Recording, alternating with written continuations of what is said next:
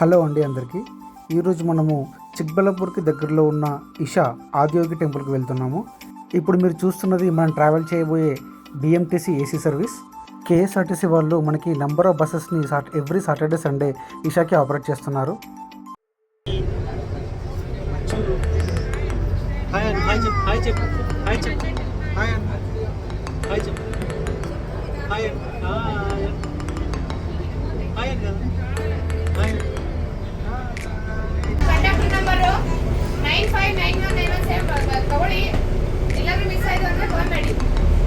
KSRTC Isha tour cost వచ్చేసి 551 rupees per person, అంటే ఒక్కొక్కరికి 551 రూపీస్ అనమాట.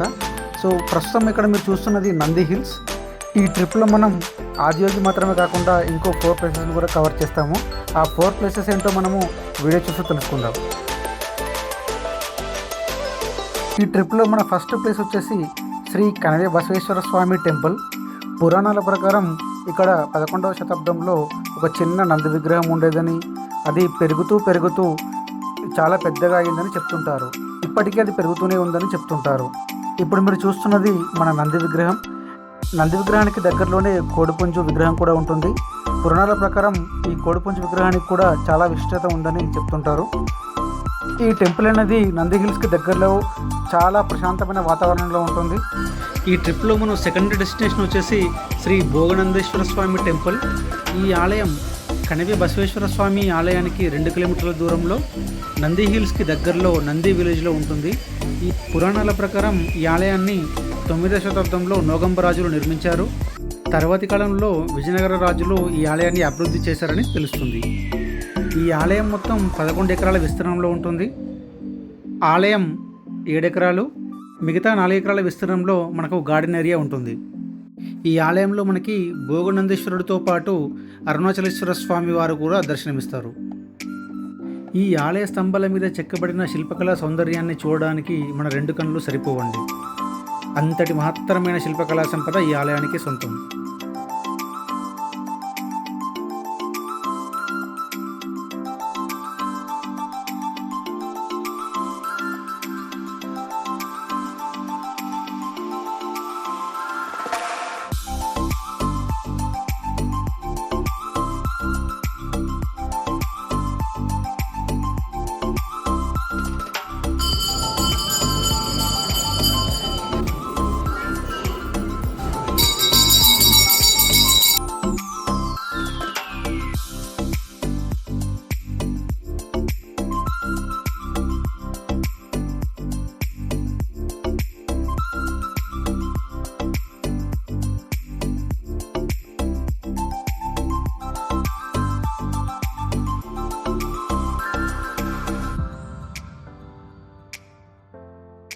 ఈ ట్రిప్లో మన థర్డ్ డెస్టినేషన్ సర్ ఎం విశ్వేశ్వరయ్య మ్యూజియం.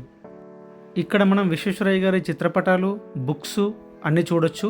దగ్గరలోనే మనకి విశ్వేశ్వరయ్య గారి సమాధి కూడా ఉంటుంది. ఈ మ్యూజియానికి పక్కనే మీరు చూస్తుంది స్కందగిరి హిల్స్. ఇది కూడా చాలా మంచి ట్రెక్కింగ్ స్పాట్.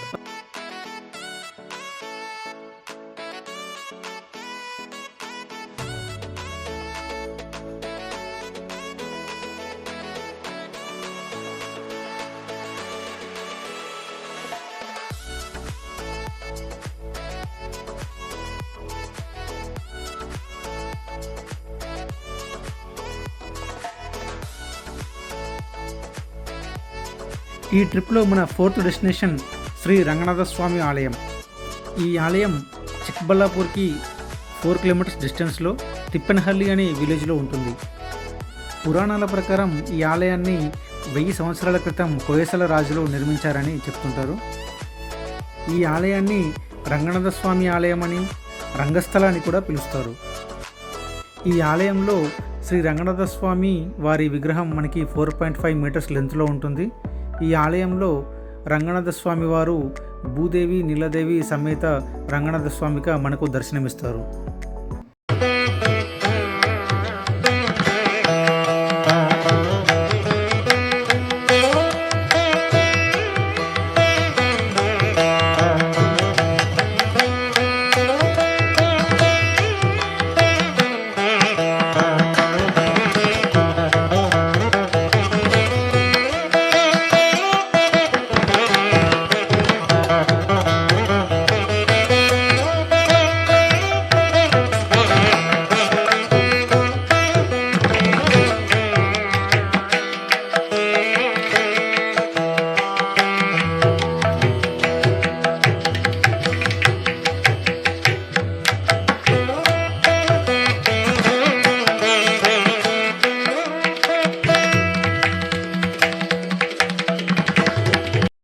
ట్రిప్లో మన చివరి డెస్టినేషన్ ఆదియోగి స్టాచ్యూ. సో మన ఈ ప్రయాణం ఆదియోగి వైపు సాగుతుంది.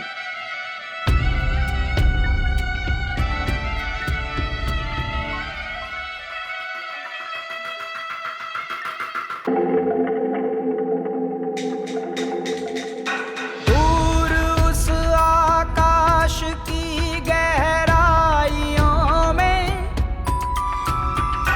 एक नदी से बह रहे हैं आदियोगी। शून्य सन्नाटे टपकते जा रहे हैं, मौन से सब कह रहे हैं आदियोगी। योग के स्पर्श से अब योग में करना है तन मन। सांस शाश्वत सनन सननन, प्राण गुंजन घनन घननन। उतरे मुझ में आदि योगी, योग धारा छलक छन छन। सांस शाश्वत सनन सननन, प्राण गुंजन घनन घननन। उतरे मुझ में आदि योगी,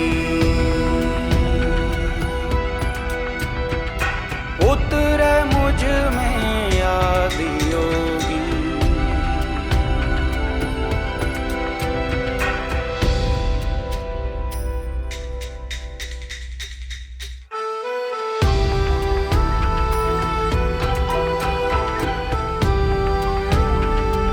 ఇషా టూర్ టికెట్స్ని మనం కేఎస్ఆర్టీసీ వెబ్సైట్లో బుక్ చేసుకోవచ్చు.